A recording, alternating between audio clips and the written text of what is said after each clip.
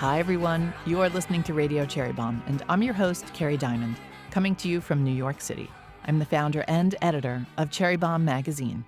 In honor of The Bear, Season 3 dropping in just a few days, on Thursday, June 27th, we are re-airing our interview from last year with actor Liza Colón-Zayas. Liza plays one of my favorite characters on the show, Tina, the tough on the outside, soft on the inside cook turned chef, dealing with change and grief and learning to find joy in the small moments. I can't wait for you to listen because I know you'll be as inspired by Liza as I was. She is a model of perseverance. She's worked in theater and appeared in everything from Law and Order to Sex and the City, but a major recurring role eluded her. Liza estimates that she's been rejected thousands of times over her decades-long career. She told me she will never be casual about the show's success. I know what it's like to hustle and hustle, she said. Liza is luminous as Tina and has moved me to tears many a time throughout the series. I'm excited to see what's in store for both her and Tina in Season 3. Stay tuned. If you missed our previous Best of the Bear episodes with Jeremy Allen White and Courtney Storer, be sure to check them out. Today's show is presented by Kerrygold, the iconic Irish brand famous for its beautiful cheese and butter made with milk from Irish grass-fed cows. If you are new to Kerrygold, lucky you have a whole world of butter and cheese to explore. We're going to focus on Kerrygold cheese today, which I love and always have in my fridge. Now that I work from home most days, I'm trying to be intentional about my snacking, and Kerrygold cheese paired with seasonal fruit is one of my favorite smart snacks. I love Kerrygold aged cheddar and Kerrygold reserve cheddar, two perfect cheddars as far as I'm concerned, with sliced apples or Asian pears. Kerrygold Dubliner, which is sweet and nutty, goes well with ripe, juicy peaches. And Kerrygold Cashel Blue Farmhouse cheese pairs beautifully with figs and grapes. Add a handful of walnuts or some hearty crackers, and it's the perfect thing to tide you over between Zooms, deadlines, and emails. If you're snacking on the go, like I do on the days I record Radio Cherry Bomb, Kerrygold has made it easy with its new cheese snacks. Throw an apple and a Kerrygold aged cheddar cheese snack in your tote bag, and you're all set. Visit KerrygoldUSA.com to learn more about Kerrygold cheese, to browse recipes, and to find a store near you. Our show is also supported by Le Creuset. Le Creuset is one of the most coveted kitchenware brands around, thanks to their legendary enameled cast iron cookware made in France. I have Le Creuset's Dutch oven in white and a small saucepan in meringue, and I treasure them and use them all the time. Now, Le Creuset is inviting us to bring that same sophistication and quality outside with their Alpine Outdoor Collection. Specifically designed for cooking over an open flame, this durable, high-performance collection will enhance any grilling or backyard barbecuing you have planned for this summer, or maybe all year round if you're one of those folks. There's the Alpine Outdoor Skillet, which is so useful and versatile. There's a pizza pan. I know more and more of you are making pizza at home and outdoors in particular, and maybe the most useful of them all, the Square Grill Basket, which is perforated and prevents small items from falling into the grill while still allowing heat and smoke to reach the food for that char-grilled flavor. If you love to grill fish or shellfish or veggies, you know what I'm talking about and why you need this. For more information, head to lecreuset.com or check out the link in our show notes. Happy grilling, everybody. Now, let's check in with today's guest. Liza Colón-Zayas, welcome to Radio Cherry Bomb. Thank you. Thank you for having me. Let's jump right in. When you first learned about The Bear and the role of Tina, what did you think? I didn't know anything about it. I was sent a couple of pages, so I didn't read a script. I didn't know if the person I was speaking opposite, Sydney, I thought Sydney was like a blonde Barbie. I had no idea. And it was during COVID, so it was a tape. So I'm self-taping in a bedroom, and they dug it. Yada, yada. I booked the pilot, so it was just a pilot then. Obviously, the pilot episode 1, we don't know much about Tina at all. And so not having cooked in a professional kitchen, I was lost. And there was one day where I went into a pizza joint, and it was mostly all you saw was men, front and back. And then this little woman walked out, little Latina woman walked out, and they snapped too. I don't even remember what she said. She just said, barked a couple of things, and they were like, and she went right back. And I was like, that's Tina. I don't know what she's doing with her I don't know anything, but thank you. So that's where Tina started. I read that pizza place was in Midtown. Do you remember Yes. which pizza place it is? I don't remember. Because I feel like they need a plaque that says like, this is where Tina was born. Yes. So we can all I make got a to do that. pilgrimage. Okay. I gotta go on a mission. If you spot it again, let us know the Yes. address. When you get hired to do the pilot, there's no Mhm. guarantee the pilot's getting picked up. No. I just knew that we were having so much fun. You know, a lot of the actors have theater background, and it was a great script. Chris, Dora, Joanna, Kahlo, they're just fun and open. And that permeates the whole set, the crew, the cast, and we just had fun. So you had a sense it would be picked up. I didn't get a sense. I thought this is so, when I saw it edited, I didn't realize how dark and stressful it would be, because we're going through it and then it's like cut and we're cracking up, we're laughing. It doesn't feel heavy until it does, but it doesn't, for the most part, this is the pilot. So I didn't know, and then we saw the rough cut. He sent us a rough cut a couple months later, and my husband, who's an actor, Dave Isaias from Dexter, and was a retired cop, we're watching it, and at the end, he was like, yo, this was really good, but, it stressed me out. That was his response. And he has seen some things. But I thought, okay, it's so specific. It's not going to have a wide reach. It's great, but it's shocking. So who was Tina to you in the beginning? Did you develop a backstory for her? I try to avoid that. I trust that, there was very little information given, because I feel like they wanted to see how I rolled and distill that. And I was like, let me just play what's on the page. Of course, there's got to be a deeper familiarity. And I think I had that because she's kind of a Frankenstein of the women in my life. I drew from that. I just didn't want to, I didn't want to paint myself into a corner. We're pushing it. And I learned to just trust them. They know what they're doing. Right, because she evolved so much over the 2 seasons. She does. And, I cannot take credit for that. I feel like Chris and Joanna, Renee, those writers, they are profound and special, and they paid attention, and they pulled things out of me that I didn't know I had in me. I don't sing. I sing in the shower. And they pushed me in that scene to, all right, I don't want to give anything away. Oh, that's okay, But, the karaoke scene. Yeah. I'm shocked to learn you don't sing. No. You had such a beautiful voice in that scene. Thank you. It worked. Now my strategy worked. Well, you're an actor. So. I'm an actor, and so I was really freaked out. And Chris said that it's not about the perfection of it. It's about the vulnerability, and that's symbolizing the risk taking. So he pulled. I'm like, okay, I got to sing this song. I remember this song, but why this song? And they knew what they were doing.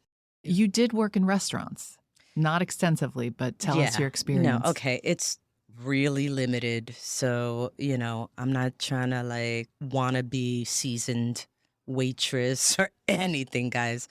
First, I was working the counter at a donut shop in the 70s, and I thought I was really cool because it was in the Village, and it was the 70s. So that was my first. Over time in college, I washed dishes. So I had to be up at the crack of dawn to be on the dish line. After that, I worked, counter, and this place I remember was called the Great American Deli or something. That was rough. Where was that? That was over here down the block from the public library. I got in trouble because I didn't realize it was kosher. I brought in a donut from Dunkin' Donuts, and I got in trouble. I wasn't a very good waitress. I also waited tables at this little Italian restaurant upstate in Albany where I went to college, and I spilled things. I got orders wrong all the time. I was a catastrophe.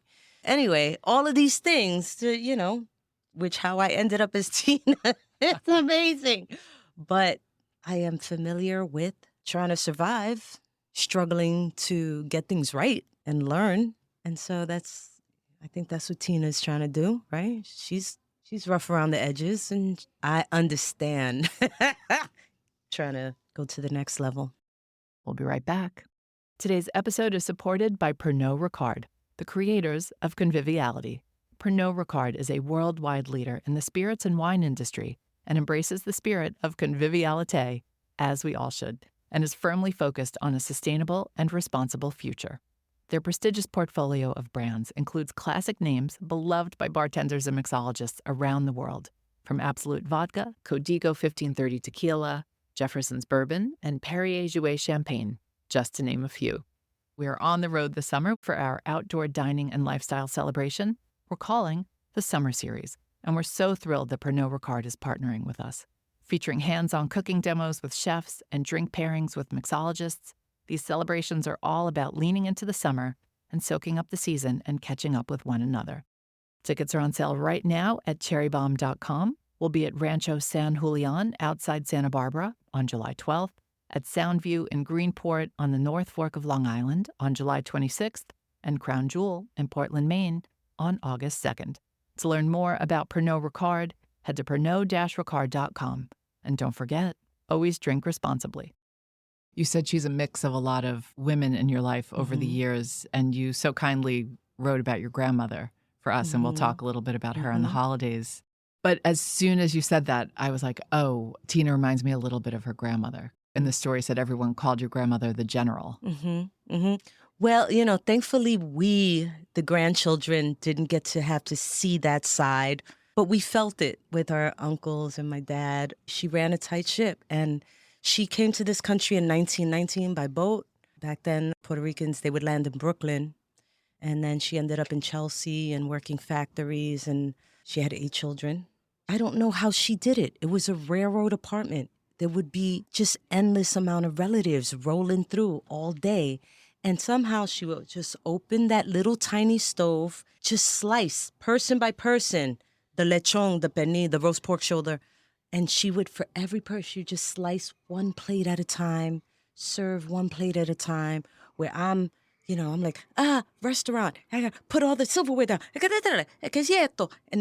And I lose my mind. And she just was like, boom, planted, and everything was amazing. And so it's a little bit of her and my other grandmother, who I didn't get to talk to you about. I didn't like food. Now I like food too much. But when I was a kid, it was really hard to get me to eat. And she would just, I don't know, it felt like within minutes she would roll out dough and get me to eat like all kind of incredible empanadas, that she would just roll the dough and fry things up. And farina wasn't the farina we knew here. It's like, it's a mixture of like with egg yolk and brown sugar and vanilla, and just, it's incredible. And she just figured out ways between the two of them to get me to eat, which I didn't want to eat. That's how the women showed their love. That's how it was done. My aunt, who was hardcore, Sunday brunch. And it wasn't called brunch. It was just like you come over on Sunday and you eat. It was fried pork chops and these frittatas with avocado and and tostones. It was just what you did, right after you watch Abbott or Costello, whatever, you sit down at the table and we ate and listened to music. So those women, they were very, I don't know how, there's no way. But they're a combination of them and my girl from Upper East Side. So The Bear debuts kind of quietly in June 22 and becomes a huge hit culturally. You were surprised? Yeah. Yeah, this is the dream, right? I'm hustling for decades, struggling actor. Then I've resigned myself that maybe it's not going to be what I dreamed about. But I'm good. Like, I'm still getting great opportunities. I'm going to go to Broadway. And I've done a lot of really significant theater in New York and awards. And so, it just doesn't look like the fantasy that 98% of the actors don't realize either. And then this happens, and I'm like, it's a fluke. And then we get a second season, and I'm like, well, okay, I will never be casual about it. I know what it's like to hustle and have something evaporate or get so close and have it go away. But it's the dream to not only have all of those things align, like great writing, great cast, and it just keeps getting better. And then Jamie Lee Curtis rolls in, and you saw the cameos in the second season, and I'm still pinching myself. Because that is beyond where my dream was going. Because, you got that dream as a kid, and then you see the realities. And even if it looks all hunky-dory on the outside, and it's never always as perfect as even how I'm making it sound. But it's pretty close. there's always somebody or something that just has to ruin a good time. And so far, that's not been the situation. And I'm always waiting for the other shoe to drop, but it hasn't happened yet. So this is beyond your expectations. I'm happy to Yeah, hear that. thank you. And I know this is the question everyone wants you to have an answer for, but why do you think the show has resonated the way it has? Because it's true to a lived experience. I don't think anything about it is trying to find a cheap, easy way to manipulate the audience emotionally. It's about the truth and humanizing these people. So you're going to get it all if they adhere, and I think they are. So interesting that folks in the hospitality world love it to the extent that they do because it rings so true. But then folks who've never worked in hospitality love this show. People approach me, whether it's, a 20-something Latino who's like, oh man, you're my mom. You're just like my mom. I love Tina. What I never expect to hear is I love Tina because she's such a hard ass. I guess as long as people continue to respect the authenticity and the culinary craft. Let's go a little deeper with Tina because, I mean, you can't help but just actively be rooting for Tina every second of the show. Aside from like that young woman you referenced, like what is everyone responding to with Tina? What I'm hearing a lot is the most basic way is the shift in the camaraderie with her and Sydney. They love that. And I think, yeah, of course, like having camaraderie between women instead of always having to be competition. Tina's emotional reaction to a dream. I relate to that. It's like I said, I had given up on reaching this level. I had given up on it. And so that was an organic reaction in that scene. Chris doesn't like to do a lot of retakes, so, a couple. And so he was real happy with that. But I feel like, yeah, when I got this pilot, I think people, seeing somebody of a certain age, especially a woman, somebody who typically is invisible in our society, the person you ride the subway with. I read in other interviews you've done, you talk about rejection a lot. And you've said you've been rejected more than 1,000 times. How have you learned to live with that? You just have to. You just have to. I mean, if it's what you really want to do, and I can't do anything else, so I got no other skills. You tried waiting tables. I tried waiting tables. I tried, I knew I was a teaching artist, but I knew I had very limited energy. But I knew I had something special. That is something that whether it was delusional, I was going to hold on to that. Plus, I was getting enough confirmation from people I respected to keep fighting the fight. You just gotta know when to find other hobbies that make you happy and feed your soul and get therapy. Coño, get therapy. It doesn't make you a better artist to be constantly suffering and wallowing in your agony. It doesn't. It takes you further away from the craft and from having a well-rounded life, which is what you need to be able to access if you're gonna be that kind of artist. So I learned that eventually. Many, many pity parties, many. You can't believe that you only get one shot. No, you don't. It's a great song, but it's not the truth. There will be other things, and you'll grow, and you'll get older, and we don't come with an expiration date, although that's what they make you think. You get better, and you got to get better at believing in yourself, and you got to get better at taking care of yourself and finding other things that bring you joy, because even if it's not directly related to the industry, it will be. I mean, you kind of answered my next question. You've been very honest about the racism and the sexism and the ageism that you've had to endure in the industry. And I was going to say, how have you dealt with that? But I think you just gave the answer. I think it's changing. I was told that we have reached parity in theater. Yes, we have a long way to go. But I feel for me, it's still part of the same thing. We have to deprogram ourselves from being inferior. And that's the thing about systemic racism and misogyny is that it's brilliant. It's set up to last generations. And so millennia. learning, You know what I mean? So, yeah, if you're feeling like you're not beautiful enough or interesting enough or anything enough, learn your history. Learn who you come from. You don't know it, not because we didn't build this country and this world. It's because there is active erasure of our power. Learn about it. That's what I felt like. Oh, sisters, learn your history. If you want to know the history of this country, what was it Toni Morrison said? You don't know the history of this country unless you know the stories of Black and brown women. So learn it and, stand in your power. I read that you only got your first recurring TV role in 2019. Is that true? Well, I had In Treatment, yes, that was the longer ongoing recurring. Before that, on Law and Order Special Victims Unit, it was 2 episodes. Okay. The same character and then a follow-up. So I guess technically that was my recurring. Yeah, but it took that long. That long. Does that just go back to the systemic problems with the industry, or because you were in theater? Or I think it's a combination of a lot of things. Or in New York? Is it harder in New York City because you're not in Hollywood? No, Hollywood is not easier. I mean, for me, it wasn't. I feel like because there is a respect for theater here, then there is a wider scope of humanity. And so the casting people see that. Art is a tricky thing. When it clicks together and it's the right actor to play that person, you can't quite put it into words.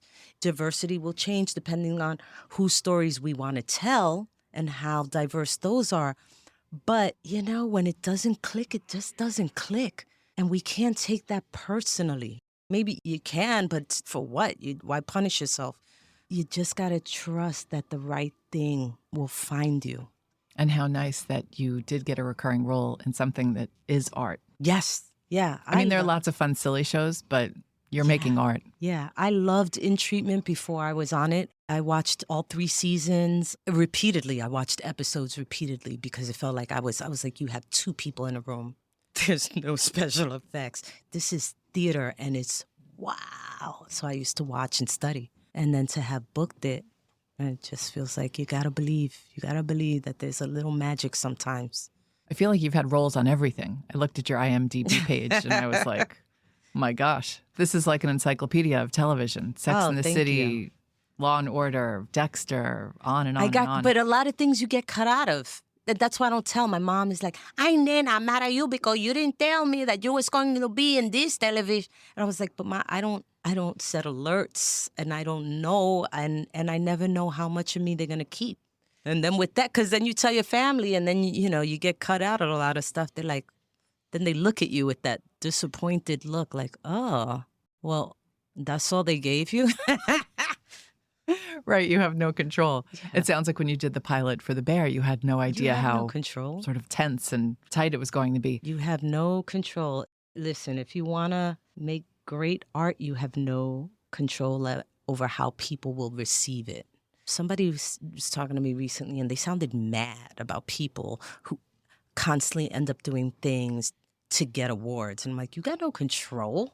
You have no control over who wants to give you a freaking award. You don't pick I'm going to get this because then it doesn't work that way. You're lucky you're getting something. You've had an incredible theater career, lots of awards. Speaking of those awards, tell us about Labyrinth, because Labyrinth Theater Company has been a big part of your career here in New York. Yeah. So in 1992, you had to go out and buy a newspaper called Backstage if you didn't have an agent, and it would list open calls. And I saw an article that said, excellent Latino actors wanted. And I wasn't sure but I was going to go. And so I had to prepare, whatever, get your monologue together, and then callbacks, which meant doing a 2-person scene, and then you get feedback, and then you got to come back and see how you took those notes. So it wasn't an easy get-in at that time.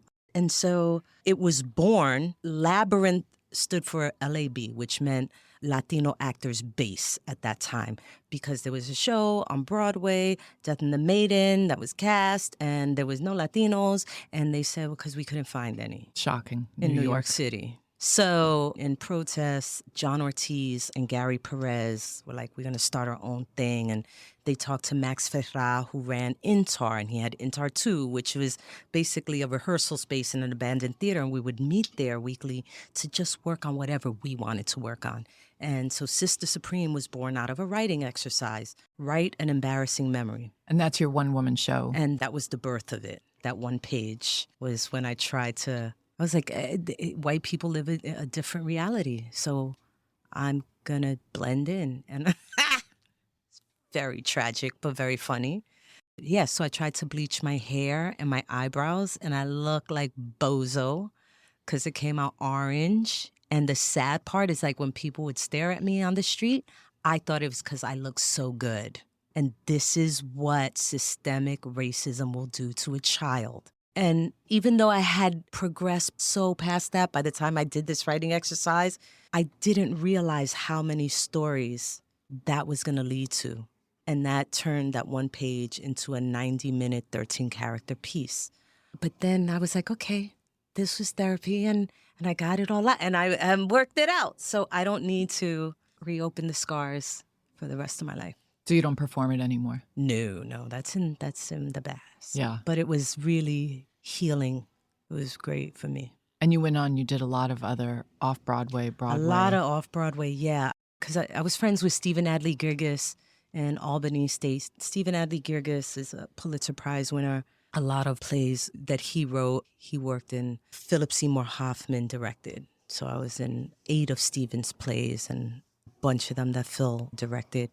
Yeah, so almost everything Stephen wrote I was in. He kept validating for me that I had something, and Phil kept validating for me that I had something, and so here we are. You mentioned SUNY Albany again. We need to give a SUNY shout out. I graduated from SUNY Plattsburgh. Drove past Albany. Yes. I took the bus right past Albany every time I went up to school. Yeah, I'm sure, Yeah. We had a little bit more snow than you did, although you probably had your fair amount. I was good. I did not feel deprived of the snow and the cold. Why did you want to be an actor? When did you first know? I always wanted to be, since I was born. It was just something.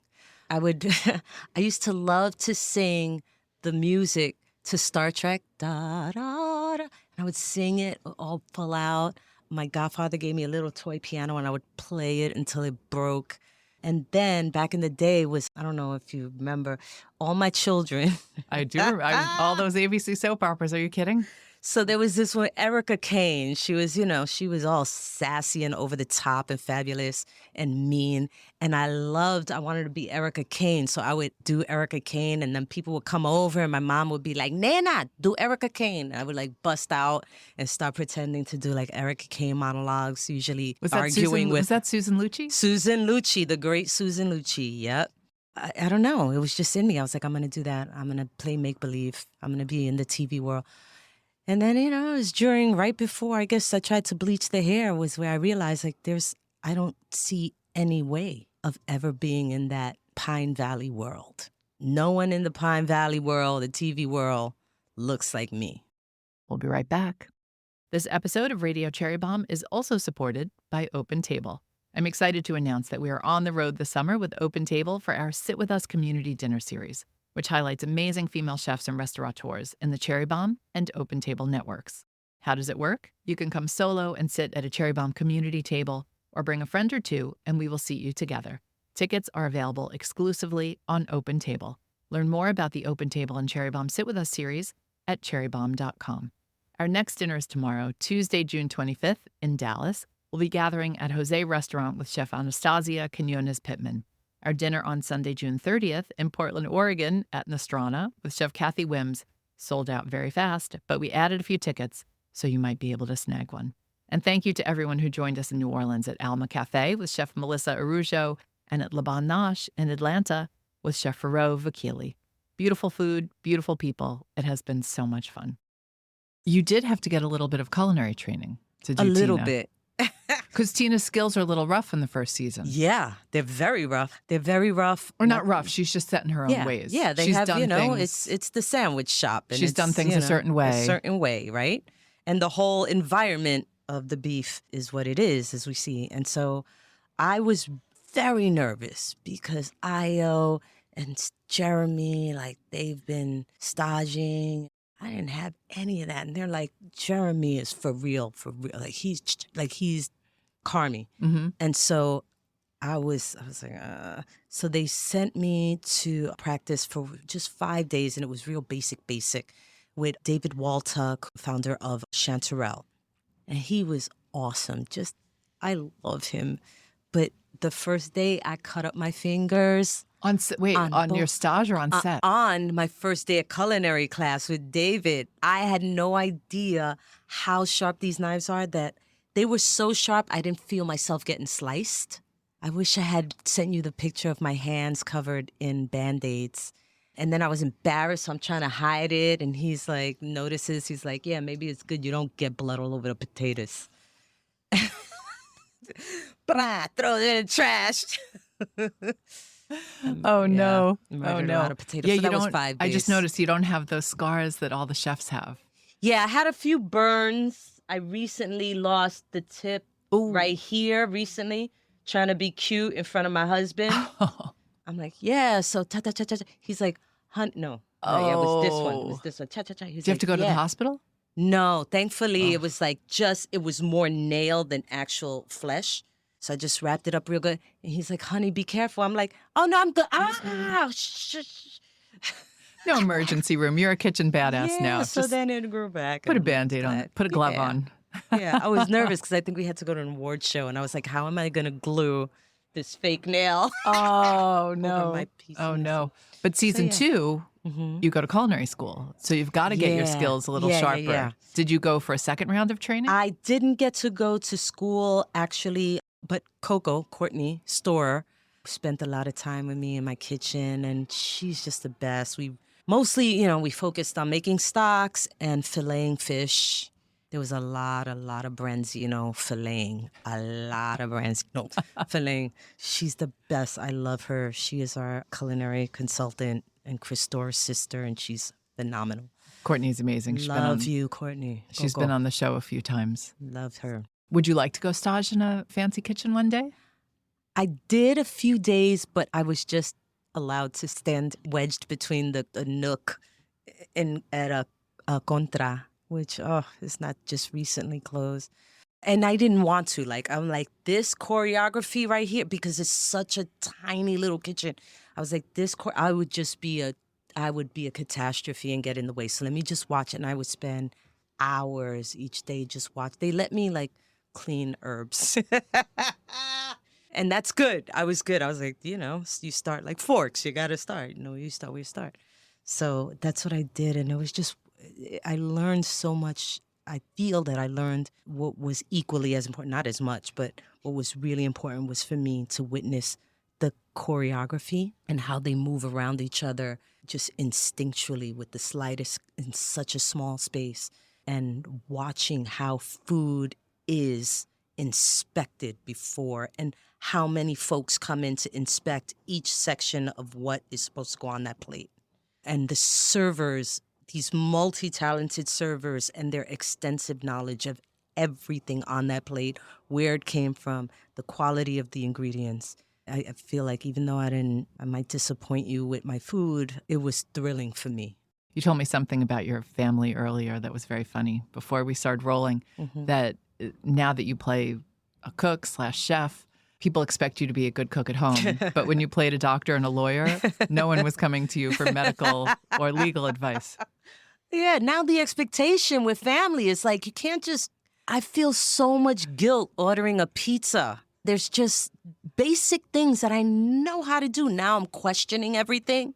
So I made a little roast pork this weekend, a technique that I used, that I learned how to make all that fat skin super crispy. That was success, but I skipped the step of fully rinsing off the salt used to dehydrate it. So then the rest of the penne was super, super salty, and they were so cute though. They're like, oh my God, it's amazing. We love it.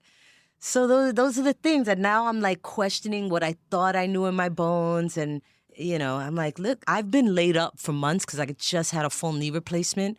So, with time that I wanted to be able to be practicing and learning, I just couldn't do it. I couldn't stand up. So sorry guys, I'm going to have to experiment on you. When do you start filming season 3? February? Oh, February. We're wow. still working it out. Okay. How exciting. Congratulations. Thank you. Thank you for having me on here. I just want to say, I was really nervous about doing the interview for Cherry Bomb in the Christmas edition. And hey, listen, I'm no expert in anything. And I thank you for how generous and kind you helped me present in the article. So thank you. Credit goes to Sarah Cristobal, who's our guest editor on the issue. You worked with Sarah on that Sarah. piece. Thank you. That's a good segue. We're going to talk about the story. Since you are in our holiday issue, I want you to expand on a few of the things we talked about. I loved learning about your family traditions and your Christmases at your grandmother's down at her apartment in Chelsea. Tell us a little bit about what they were. They sounded so kind of warm but chaotic and packed and beautiful food. Well, Christmas was a lot of cousins rolling through. She had a railroad apartment, but somehow she had a full-size tree. And, we didn't have modern Christmas lights like y'all don't know. There was a thing that looked like a fan and it had different colors attached to it and it would spin with a light bulb behind. And that's how you got multicolors, movement in the room of Christmas. And that jumps out at me. We were all obsessed with March of the Wooden Soldiers. I read that in your piece. There wasn't a lot to watch. People forget pre-streaming and VCRs and all of that. Yeah, and that was such a special gift. It was on Channel 11 or something, right? Yes, WPIX. Yeah. You got what you got. Yeah, and the commercial with the horse clopping sounds and the jingle bells. It was just, I remember it as having such a rush, man. And yeah. Miracle on 34th Street. Miracle on 34th Street. A Wonderful Life. It's a wonderful life. And, now I look back at those films with more cynicism. But back then... Same. We didn't know it. We didn't know. Great. We didn't know. You didn't know. But you don't know, you don't know. Was your grandmother really cooking by herself for all the relatives? Yes. Wow. She wouldn't let anybody in to help. No. She was a tough cookie. And I think it was maybe 15 years ago, I was doing a play in Chelsea. It was a 2-show day, so I wanted to run over there and wish her a happy birthday and run back to do the second show. My family was there. My mom was there. My mom, her mobility was starting to... And so there was a cane. And someone tried to hand her the cane, and she was like, "Get out of here. I don't use those things." And she was 89 years old, man. She was cooking, serving. You just stay out of her. You could walk through the kitchen to get to the bedroom at the end, but you weren't lingering or trying to help. Tell us about her specialties. Arroz con gandules, which is rice, yellow rice with peas. But I just loved her beans. I like I said, I didn't love food. I didn't love to eat anybody's beans. But grandma's beans, she would make from scratch. And she never used any powdered stuff. All the ingredients were fresh. And she'd have the motor, the pilon. And that's how I remember her with that. And then she would make everything. I saw a video of, I forget what you were making, where you may be making a sofrito, and you smelled it and your whole face lit up. Oh, yeah. And you know why else it lit up? Was because I used the sweet peppers and didn't realize there was some hot peppers. And we don't use jalapenos really in the Caribbean, at least when I was coming up. That's that's Mexican. And so it was good, but it was extra. So that also explained. But yeah, it was a great, fun time doing that. You also wrote beautifully about Christmas in Puerto Rico. Mm-hmm. Did you go as a child? I never went to Christmas in Puerto Rico as a child. I am going over the next few days because we celebrate Christmas for at least 2 months. It's the longest Christmas in the world. It's just the decorations are everywhere. The parties in the streets are epic. The parades, the hospitality, everyone's inviting you over for food. And you don't just come over for food, but people come over with instruments and, what do they call, parandeando. You're just coming singing these traditional folk songs. It's just a party, but an all-inclusive of all ages kind of party. I don't know, but the warmth the warmth of the people, the welcoming is it's beautiful. So You also wrote about coquitos. coquito. Tell us the ingredients and why you think Okay, it's so so popular today. it depends on how much time and effort you have. Some people make them where they purchase all the coconuts and crack them and blend them and boil them and run it through the sieve and cook it down with the vanilla and the da-la-la. I just do it from the can. I just do. Listen, there's different, there's the sweetened condensed milk, the evaporated milk, and, I love a ton of Bacardi because there's so much sugar in those other ingredients. So I'm like, unless there's real heat, I don't need the extra sugar. I just get grouchy. Yeah, the cinnamon and nutmeg and this and the vanilla, get the so everybody has their own. Some people add raw eggs, some people don't. Everybody has their own variation and claims that they're the masters. It's delicious. Like, I'm sorry, eggnog. I'm sorry. And you want it. I was getting to a point where I'm like, I would make big batches of it and then like, oh, I got so much extra though. And I'm having a nightcap and then it's creamer for the coffee the next day. Oh, that's a fun. Yeah. Oh, yeah. Okay. I'm thinking my family's think Irish Bailey's coffee. in the yeah, no, honey. That's a fun variation on that. Okay. And we have a really nice coquito recipe in the issue from Tony Tipton Martin, who's amazing. Yes, I saw it. It's in the page after. Yeah. So if you have that issue, Yes, check it out. What do you think Tina does for the holidays? I think she spends it with her neighborhood, with maybe the doña on the upstairs. Does she cook or does she get a break? I think she cooks, and I think she keeps it just with the one or two other orphans in the building. All right, we usually do a speed round. I'm going to spare you the speed round since we went over a little bit. Do you have a favorite holiday song? No, it's too many. I love the old stuff, so I can't pick. Hark the Herald Angels, the Peanuts. I listen still to the Peanuts, Vince Garibaldi album. Oh, it's a beautiful one. Okay, so I'll ask you our last question. We always ask everybody this. If you had to be trapped on a desert island with one food celebrity, who would it be and why? It'd have to be if I can. I'm sorry, it's my fantasy, so I'm going to say it'd have to be Anthony Bourdain. Why Anthony? He was such a badass rock star humanitarian. Funny. Yeah, I think he's our number one answer. Absolutely. For a good reason. Well, Liza, honestly, you made my year. Oh, man. The bear is so important to me and so important to our community. Thank you. You made my 2023 also. Gracias. That's it for today's show. I would love for you to subscribe to Radio Cherry Bomb on Apple Podcast or Spotify and leave a rating and a review. Our theme song is by the band Tra La La. Our producers are Catherine Baker and Elizabeth Vogt. Our associate producer is Jenna Sadhu. And our content and partnerships manager is Londyn Crenshaw. Special thanks to Joseph Hazen at Newsstand Studios at Rockefeller Center. Thanks for listening, everybody. You're the bomb.